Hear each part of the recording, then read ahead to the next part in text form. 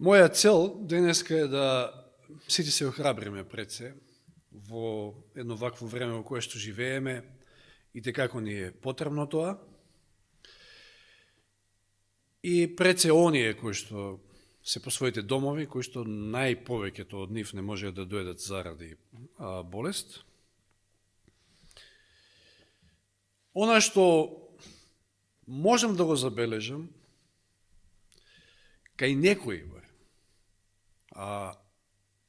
и не е ништо чудно, но сепак нешто што треба да не пребива во нас и да го нема едноставно, е стравот.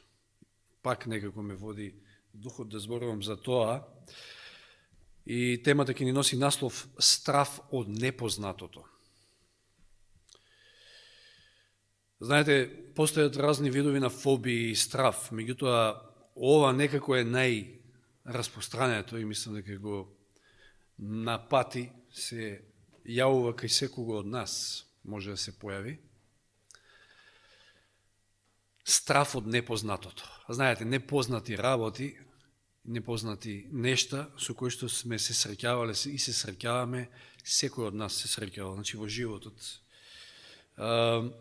Самата Библија ни кажува во Лука 21:26, оној познат текст, дека луѓето ќе премираат од страв, односно ќе умираат од страв, вели друг еден превод, од исчекување на она што ќе го најде светот.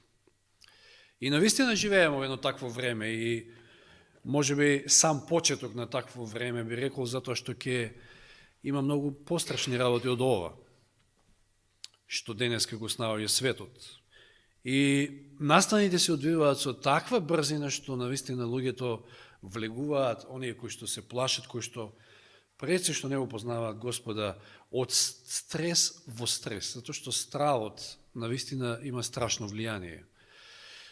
Може толку многу да го сруши, да го бутне човека и да му го бутне имуниот систем и да потоа биде многу пострашно. Но како за чудо има и луѓе кои што пак уживаат да одат во тоа непознато, бидејќи тоа за нив е, знаете, возбуда, ствара возбуда, го крева адреналинот и така натаму. Имате многу такви кои што уживаат на некој начин да одат на места непознати, да прават некои работи од кои што не знаат каков ќе е исходот и така натаму, токму поради тоа. Има многу, значи, современи такви работи, меѓутоа ја би го спомнал овде Колумбо, Кристофор Колумбо, како да ја открил Америка, може да запрашаме. Значи, знаете, тоа биле моментите кога науката утврдила дека земјата е кружна, за разлика од некој кој што денеска верува дека е рамна. И Колумбо, која му била целта? Да стигне до Индија, меѓутоа одејќи во спротивниот правец, мислејќи дека на тој начин ќе дојде, ќе помине пократок пат за да дојде до Индија и до сите тие богатства во Индија, за да и на некој начин помогне на Шпанија, на својата земја и да уште повеќе просперира, значи, во тој период. Иако била голема сила, пред се поморска сила, и тргнал во непознатото, замислете. Не знаел ништо, на што ќе најде. Не знаел кукави се тие води.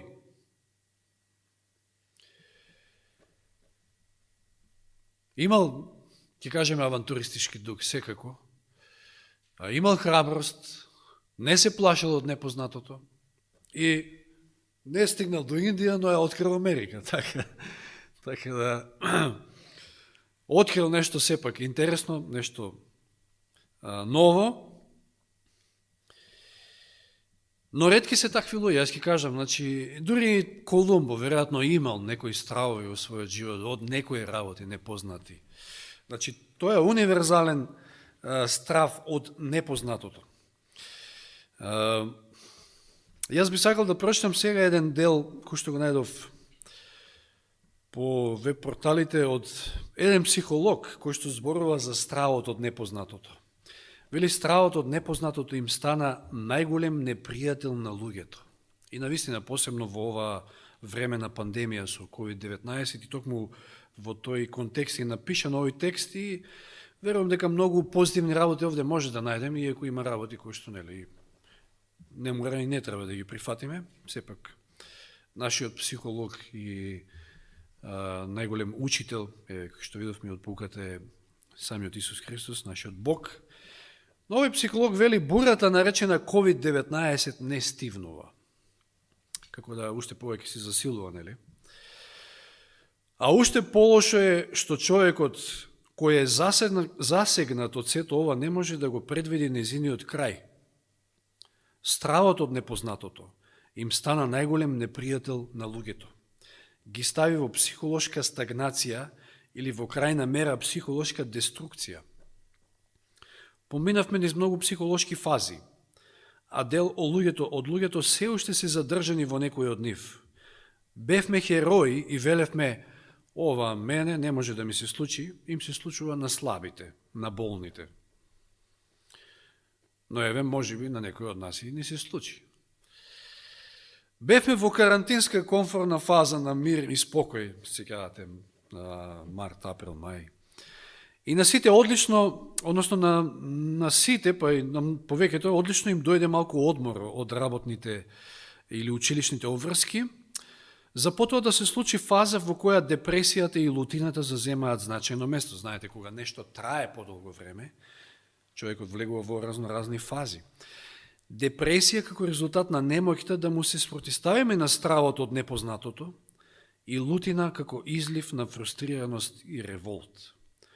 Ова е нешто што се уште трае и алармира дека се потребни вештини за тоа како да се приспособиме на новата ситуација и да усвоиме нови механизми за справување и амортизирање на стресот. И сега ова е еден дел со кој што јас нема да се сложам и верувам сите ние овде. Да станеме целосно смирени, односно да останеме целосно смирени кон ова светско збиднување не можеме, вели психологот, но јас велам дека можеме, сепак. Но таа вели, но можеме да бидеме релативно смирени и опуштени во однос на она што ни се случува. Најважно од се е да водиме грижа за нашите мисли и емоции, интересно. Знаете дека мислите и емоциите, всушност, го градат карактерот. Значи, да водиме грижа, да се погрижиме за нашата состојбата, нашиот карактер. Што мислам во моментов, што чувствувам во моментов, што можам да направам во врска со ова. Се трите основни прашања кои што треба да си ги поставуваме секојдневно. И сега вели, кажува некои техники и начини како да останеме смирени, значи меѓу што спомнува и да и дадеме израз на нашата креативност, да слушаме смирувачка музика, медитацијата спомнува, во нашиот случај тоа е проучување на Божјата реч и поминување повеќе време со радосната вест, со добрата вест, среде сите овие лоши вести кои што ги слушаме. Потоа разни активности спортски, возење велосипед, вежбање со дишење, читање книга, односно читање Библија, еве.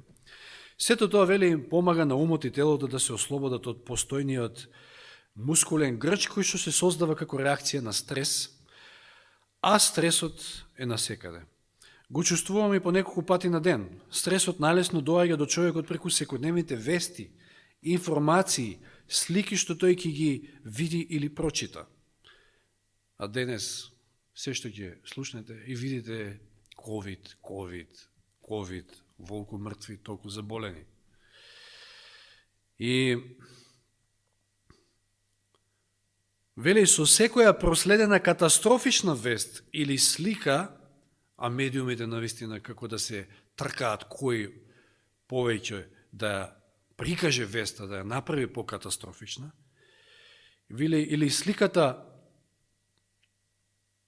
катастрофична вест или слика, телото на човекот го лачи хормонот кортизол, кој е одговор на стресот што телото и умот го препознаваат и преку Вегетативниот нервен систем алармираат дека се случува некоја психосоматска реакција на грчење на мускулите, стегнатост, тешко дишење, срце биење и така натаму.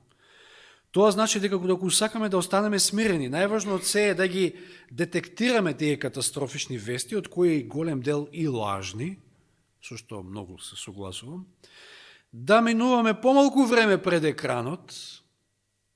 Имаше, мислам дека беше Facebook или имаше некој беше споделил една као карикатура каде што еден лик гледа кон телевизорот и вели: "Леле, изгубени сме."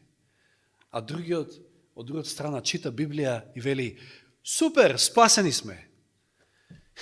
И навистина голема е разликата ако ги гледате вестите, гледате во екранот постојано цело време и дозволувате да бидете бомбардирани со сите тие страшни, катастрофични вести во последно време и сето тоа ќе ви предизвикува само стрес. Само стрес, на тој начин и паѓа имунитетот.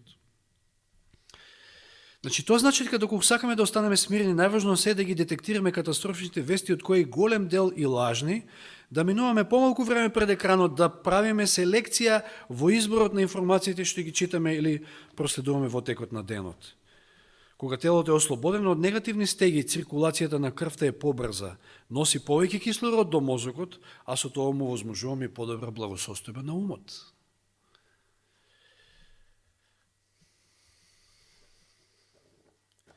Сега дори кажува и дека ако сме заразени со COVID-19, како да се однесуваме и повторно во таа една изолација, не значи, да го парафразирам овој дел, дека ние сме сега немокни, дека сме ограничени и не можеме ништо. Повторно потребно е да ги декатастрофизираме, вели мислите и ставовите што ги имаме. Доколку некој е позитивен и изолиран, не значи дека е ограничен во користењето на ресурсите или пак е немокен. И повторно ги кажа оние методи што можеме да правиме. Секоја личност, вели, има своја креативна страна и во овој период потребно е да стапи во контакт со таа креативна своја страна. Доказ за тоа е големиот руски писател Александар Сергеевич Пушкин, го спомнува, кој што, кога се нашол во карантин заради колерата во пролета 1827 година, ги напишал своите најголеми и најпопуларни дела. Значи, дозволил таа креативност негова да дојде до максимум, до израз. И се сеќавам во овие мигови на сестра Елен Вајт, па и тоа беа и 5 минути, што ги читаше сестра Маре, кога и било најтешко, кога била најболна, дојка се наоѓала во Австралија, таа ги напишала најубавите своји дела. Значи, таа нејзина креативност, односно надареност од Бога, меѓу кои копнежот на вековите. Особено е важно личноста да остане контактибилна и социјално поврзана со најближните, да, секако, тоа е многу добар дел секако, секојдневно разговарајќи со нив и да ги селектира и избира вестите и информациите што ги проследуваат медиумите. Така е. И вели, грижата за ментално здравје сега е потребна повеќе од кога било. Добро ментално здравје одговара на добар имунолошки систем и како што рекол Пушкин, се ќе замине и се ќе помине. Ќе помине и ова. Да. И навистина, не смееме да дозволиме, ние посебно како христијани, да му дозволиме на тој страв, можеби паника или било што и да е, да не обседне, да не бутне, да не бутне во депресија и да паднеме со духот, а тоа ѓаволот многу го сака, а на тој начин ќе паднеме и со одбрамениот систем ќе ни падне и навистина можеме да закачиме некој вирус. Затоа што денес не само короната, има еден куп вируси.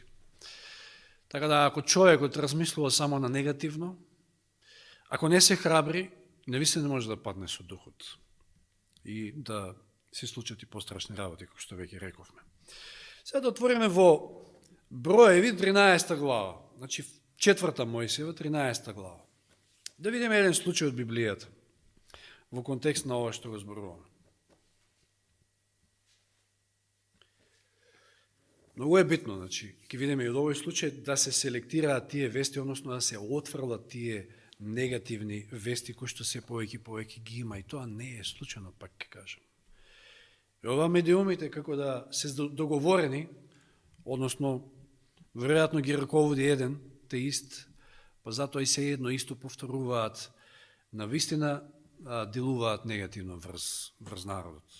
И може да делуваат и врз нас, затоа подобро да ги изгасиме екраните, уклучите YouTube, HAC-PPA профил и ќе се охрабрите, верувам. Или, не мора, HAC-PPA имате сега можности еден куп за да се охрабрите и да слушнете нешто позитивно, нешто добро, кое што ќе, не само што ќе ви окрене духот, туку и физички ќе ви окрене. Значи, Броеви 13 глава, да кажам дека ова е случајот кога после 11 дена од Синај израелците се наоѓаат пред границата на ветената земја. Но за жал нема да влезат. И ќе им требаат уште 40 години. За секој ден 40 дена од она извидување на земјата. Но да читаме од 26 стих. Отидоа при Мојсија и Арона и при целото израелско општество во Кадис, во Фаранската пустина, и им поднесоа извештај ними и на целата заедница, а тогаш им ги покажа и плодовите на земјата. Значи се враќаат 12 изведници, кои што мора да кажеме дека оваа идеја со изведниците била чива на самите луѓе.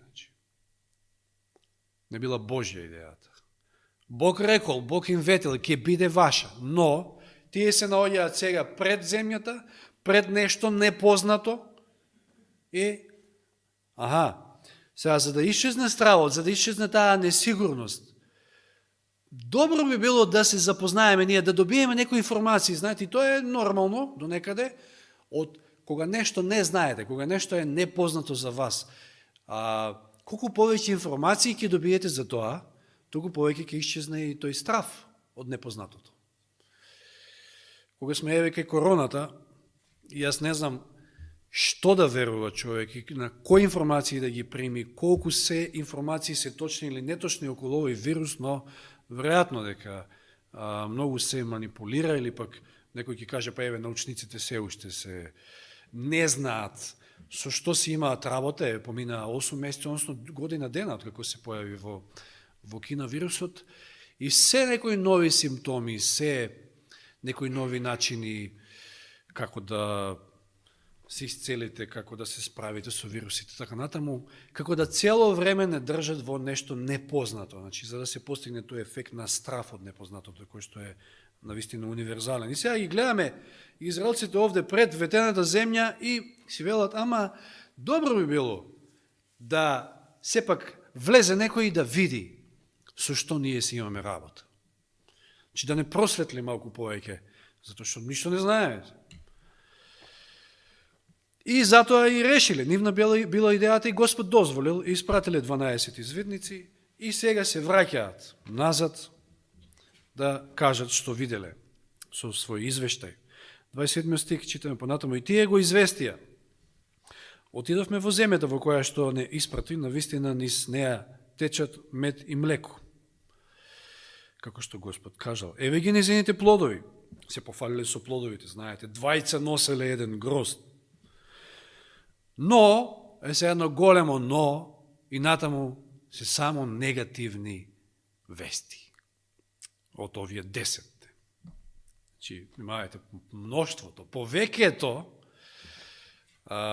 или денес ќе кажам, сите мейнстрим медиуми, сите буквално негативно, нема да слушнете ништо позитивно, мора да најдете некој друг, ете, фаламо на Бога, канал денес, па можете на интернет нешто да чуете поинаку.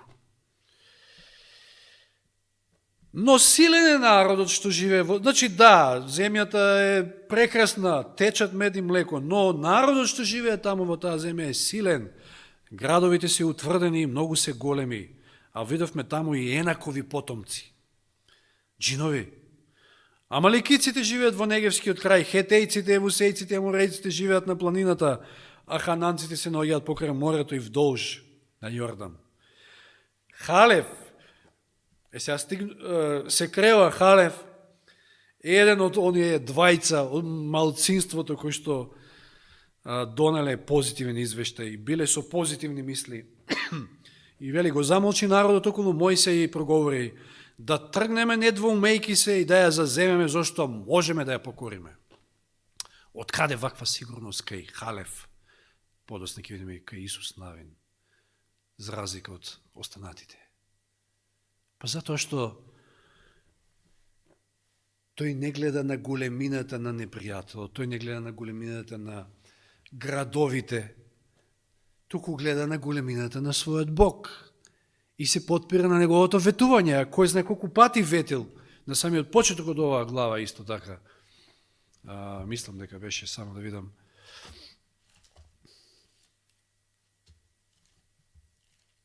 значи броеви 13. Првиот стих, Господ му рече на Мојсија, испрати луѓе по еден човек од секој, значи Господ се сложил и испратил. И тоа, кои биле? Тоа биле старешини, пазите. Видни луѓе. По еден човек од секое прадедовско племе, за да ја изведат ханаанската земја, што им ја давам на израелските синови. Испратете ги сите нивни главатари.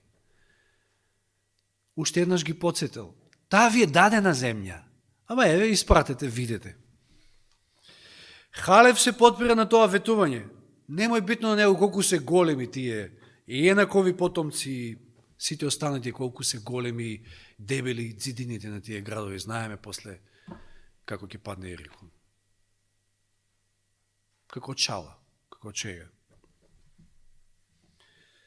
Но луѓето кои одеа со него одговорија, не можеме. Овој вели можеме, овие не можеме да одиме против оној народ зашто е поселен од нас. Знаете што, за нас христијаните ова не можеме, не треба да постои во речникот наш. Можеме. Се можеме преку Христа кој ни дава сила. Ке речеме, сега наистина се сретнале таму со джинови, виделе страшни работи. Вирусот не е джин, ама прави проблеми, да, факт е. Толку ситен, што денови прочитав дека сите оние милиони колку таму ги наведуваат како заразени, под наводници ги кажам, се заразени од целата таа количина на вируси може да ја ставите на една кафена лажичка. Од толку количина е заразено сето тоа мноштво, не знам колку милиони таму, 50 и повеќе. Значи вирусот е ситен. Но видите каков страф прави. Затоа што го направија голем. Затоа што има голем маркетинг, како што кажавме порано.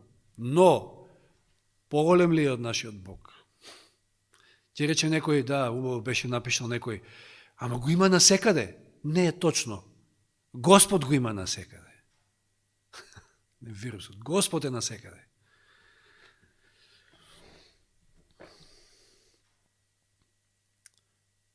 И почна 32 стих. Значи, да, 31 не можеме да одиме против оној народ зашто е поселен од нас. Да, народот може да е поселен од нас, ама дали е поселен од Бога. И почна да ја прикажуваат лошо пред израелците земјата што ја согледуваа. Земјата низ која поминавме за да ја извидиме земја што ги голта своите жители. Веќе, значи видите како, значи ова е веќе лажна вест. Значи од страф, од она што го виделе сега, тие, место да го величаат Бога и неговата големина, тие ги величаат овие работи што ги виделе таму. И во паника и во страв велат, ги голта своите жители таа земја. Сиот народ што го видовме во неа, се луѓе со крупен раст. Видовме и дивови, джинови таму, енаковото потомство од дивови. Ни се чинеше дека сме како скакулци спрема нив. Сега од 14 глава од први стих. Тогаш заврви целото општество и почна да вика и народот плачеше во таа ноќ. Ете што предизвикале овие лоши вести. Стрес, безнадежност, плачење. Готови сме. И што викаат сите израелци, роптаа против Мојсија и Арона. Целата заедница им зборуваше, да умревме во египетската земја или да изумревме во пустинава. Зошто Господ не доведе, не води во таа земја за да паднеме од меч? Па што не се сетат Зошто Господ ги води? Па затоа што им ветил. Таа ќе биде нивна земја. Сега, место да се запрашаат зошто се плашиме, зато што не треба да се плашиме, тие се запрашуваат, зошто Господ не води во оваа земја, за да паднеме од меч, а нашите жени и деца да станат робови, и сега видите колку безсмислено размислуваат. Видите човек кога е во паника, воопшто разумно не размислува. Ќе станеме овде робови и сега вика, па зар не ќе ни биде подобро да се вратиме во Египет? А во Египет што ќе бидете? Пак робови. Многу неразумно. И си велеа еден на друг да си поставиме водач и да се вратиме во Египет. Мојсија падна на своите лица пред целата собрана израелска заедница, а Исус, синот Навинов и Халев, синот Ефониев, кои беа меѓу оние кои ја согледуваа земјата, ја скинаа својата облека. Потоа му рекоа на целото израелско општество, земјата низ која поминавме за да ја согледаме е премногу добра. Ако не биде Господ милостив, ќе не доведе во таа земја и ќе ни ја даде, тоа е земјата во која течат мед и млеко. Само не бунете се против Бога, Господа. Не бојте се од народот на онаа земја, па тоа е залак за нас. Видите која разлика во размислувањата.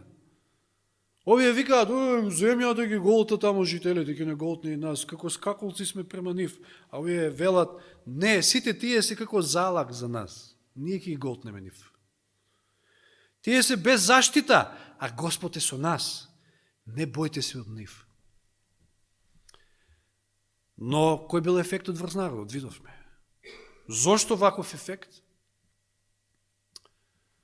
Мноштвото кажуваат страшни вести и луѓето се задржуваат на тие вести. Малцинството, само 2. Може да порачунаме кој процент е овде. Но само 2 од 12 носат позитивна вест. Луѓето неа ни слушаат таа вест. Зато што повеќето велат не можеме, не можеме, не можеме. И ние ако си велиме не можеме, не можеме, леле, страшна работа, што ќе правиме? Видите каква ситуација. Па ќе паднеме, ќе плачеме, ќе ни падне духот. Не смееме тоа да дозволиме. Како христијани кои што го имаме Господа на наша страна. Да, и овој вирус, некој ќе каже, велеа дека многу мудар начин, значи, измислија нешто што никој од нас не може да го провери дали е така или не е. Никој од нас не е доктор овде, мислам, и тоа треба да бидеш баш онака инфектолог, било што тамо, не знам, од сите тие гранки, за да можеш да знаеш работи, па затоа слушаме ние доктори, па еден вака вика, друг онака вика.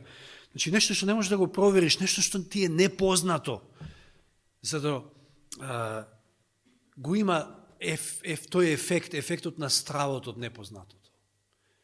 Пазете, ние го имаме Господа на наша страна, кој што е сезнаен. Кој е непознато може да не исплаши и треба да не исплаши. Господ се знае. Во случајов, Ханан, не е потребно да влезете за да видите што има и како има. Јас ви ја ветувам, ќе биде ваша. И дури намерата била воопшто да не војуваат. Значи, кога Господ ветува нешто, кога ти дава на поклон. Земи го и твое. Но еве, решиле да пратат извидници и сега го имаме тој ефект на страшни, на негативни вести. И луѓето испопаѓале. Господе, што не доведе? Да испоумревме во пустината. Да се вратиме назад во Египет. Зошто? Зато што тоа им е барем познато, тоа знаат, тоа со години беа таму, во робство и знаат. Да, тешко е, не малтретираат ова, ама ете, некако се живе. Ама ова не го знаеме. Ова е нешто непознато за нас. И, значи, иако сакале да добијат повеќе информации за тоа непознато, барем малку да го запознаат, сепак добили информација, ама тоа не делувало врз нив. И што е потребно? Што е она што е клучно за да не се плашиме од непознатото и од било што да е? Па верата, ништо друго, не информациите. Информациите, да, можат да послужат. Информации како информации, ние сме полни со информации, полни со знаење. Но, кога ќе не снајде нешто нас, тогаш можеме поинаку делуваме. Зошто? Затоа што ја немаме таа вера, ја немаме таа поврзаност, ја немаме таа целосна доверба во Бога. Бог ветил. На секоја страница од Библијата имате по најмалку, не знам, може 10 ветувања најмалку. Може и повеќе има. Значи, Господ ветува. Господ е со нас. Господ никогаш нема да не напушти, нема да не остави. Зошто да се плашиме? Нема потреба. Потребна е таа вера. Потребно е и битно е, ова што и овој психолог го кажува, да се задржуваме на позитивните вести, на позитивните работи. А тоа е дека можеме се преку Христа кој ни дава сила. А не дома, сега болни, настинат или вакви такви во изолација или не, и се е само црни црнила. Готово, крај. Сопругот ми е во болница или не знам, или имат потешки случаеви за кои што се молиме и нормално треба да продолжиме се молиме. Како и од секој вирус на грип може да се искомплицира ситуацијата. Така да треба се молиме за тие луѓе. Но не смееме да очајуваме, не смееме да паѓаме на овој страф од непознатото. Затоа што ќе се обесхрабриме, ќе паднеме и самите ние и од здрави и прави можеме да си нанесеме болка. Знаеме дека денес стресот е број 1, кој што прави проблеми. Само да прочитам неколку стиха како охрабрување на крајот, а ова ќе биде само како прв дел. Псалм 112. 112 псалм. Први стих. Алилуја! Блажен е оној човек, среќен е оној човек, кој се бои од Господа и кој ужива во неговите заповеди. Неговото потомство ќе биде силно на земјата и сега кажува редица благослови, но битни се 7 и 8 стих. 7 стих вели, не ке се плаши од лоши вести. Кој човек? Оној човек кој што се бои од Господа и ги држи неговите заповеди, кој што му е послушен на Господа, кој што има целосна доверба во Господа. Тој не ке се плаши, не се плаши од лоши вести, какви да се. Мирно е неговото срце. Значи, можно е да останете мирни и спокојни во било која ситуација, ако имате таа поврзаност со Господа и целосна доверба во Него. Благослов, мирно е неговото срце, надевајки се на Господа. Ете го клучот. Неговото срце е храбро, не само што не се плаши, туку е храбар, од ништо не се бои, тој го гледа паѓањето на своите непријатели. Псалм 37.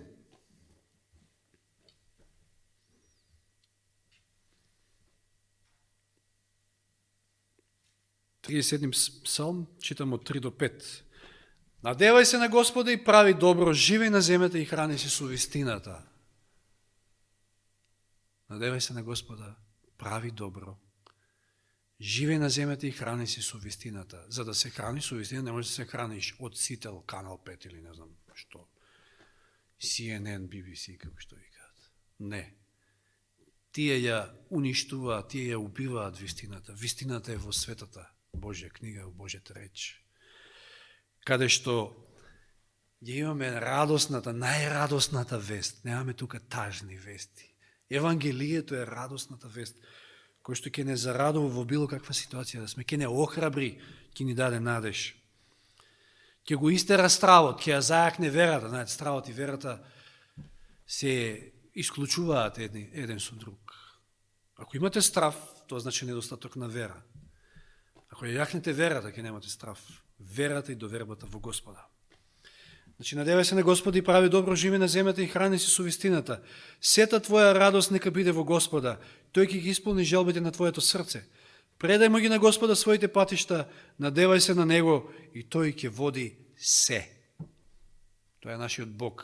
Се знаен, се мокен.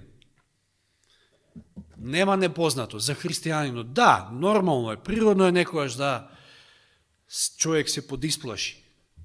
Се сеќавам, пак ќе кажам, во младоста како детиште, полумрачна улица и сега се плашиш од секоја сенка.